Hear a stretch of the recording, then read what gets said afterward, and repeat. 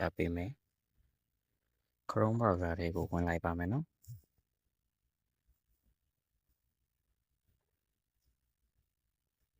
Chrome browser တွေကိုဝင်ပြီးသွားရင်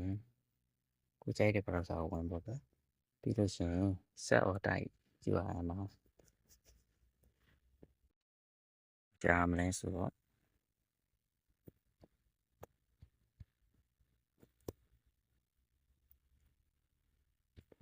PEN open TUNN တန်နေတော့နေဆိုတဲ့အဲ့ကိုရှာလိုက်ပါ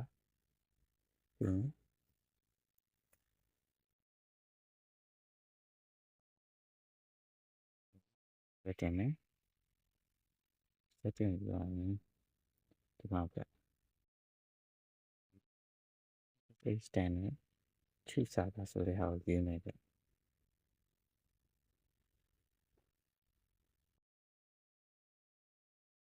ကြိုက်တဲ့နိုင်ငံရေးတော့ဒီဟာကိုရေးလိုက်မယ်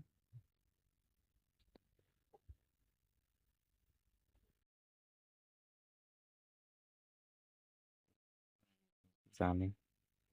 ကိုကြိုက်တဲ့နိုင်ငံရေးလိုက်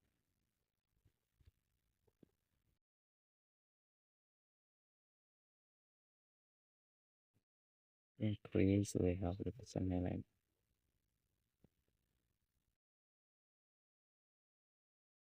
ဆောင်ပေးရတော့နော်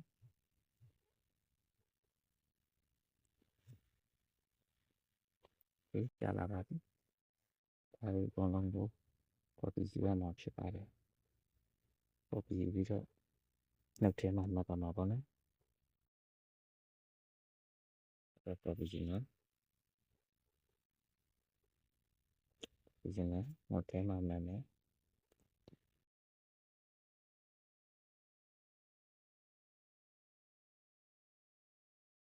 ဒီလိုဆိုရင် DNS ကို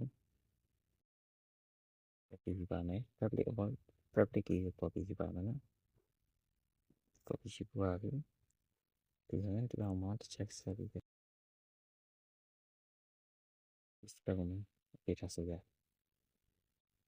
ဆိုတော့ဆိုတော့အဲ့ဒီ application နဲ့တုံးရတယ်ကျွန်တော်တို့ HTTP ingester ဆိုတဲ့ application နဲ့တုံးမယ် okay ဒီရချတာလုံးမယ် select နဲ့ set နဲ့လုံးမယ်ဒီရ setting data နဲ့လုံးမယ် okay နဲ့လုံးမယ်ပြီးရင်ဒီကောင်လေးတစ်ချက်နဲ့ပြီးရင် DNS ဆိုတော့တစ်ချက်နဲ့ C ဆိုတော့တစ်ချက်နဲ့ okay ဒီဆိုတော့ public key ကို copy ယူထားတာဖြစ်တဲ့အတွက်ဒီနေရာကိုတစ်ချက်သွားမယ်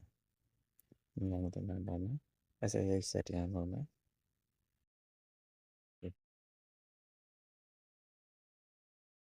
ဆိုuser name တက်ထည့်အောင်နော် user name တက်ပြနေ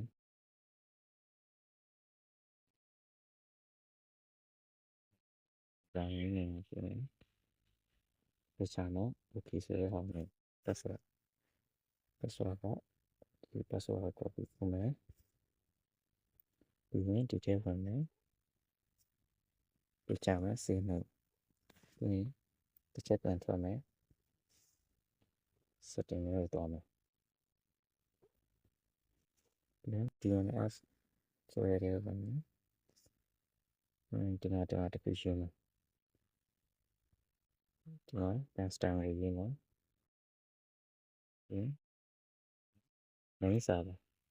ဒီ main server ကိုဘာထည့်ရမလဲဆိုတော့ကျွန်တော်ပြပါမယ်ဒီမှာ host name DNS ဆိုတဲ့ဒီကောင်ကိုပြီးရပါမယ်ဒီကျေတော့မယ်ဒီချာမယ် okay လို့ public key ရတော့ဆက်စွာကျွန်တော်ပြခဲ့တဲ့ public key ပေါ့ public key copy ယူမယ်ပြီးလို့ရှိရင်ဒီကျေတော့မယ်ဒီမှာ type ပြီးတော့ပြချမယ် set ပြီးတော့မယ် okay ဒီကျေပြန်ထွက်မယ်တက်ထွက်မယ် start ဆိုတဲ့ဟာကိုပြင်မယ် okay နေမယ်ဒီဘက်တက်ကြည့်လိုက်မယ် okay အဲဆိုရင်ဘက်ကဘယ်လိုထားမလဲ DNS ကိုနေမယ်ဒီမှာက okay ဒီကို H ဆိုတာကိုယူမယ် Okay ပါပြီ panel တစ်ချက်ပြန်ထွက်မယ် start လုပ်မယ် version ကိုတော့ကြည့်မယ်နောက်ဆုံးပြန်လာမယ်ကျွန်တော် original လောက်တာပါ maintain နဲ့ဆိုတိုင်းချိန်ပါတယ် okay အားလုံးကျေးဇူးတင်ပါတယ်ဗျာစင်ပြကြပါစို့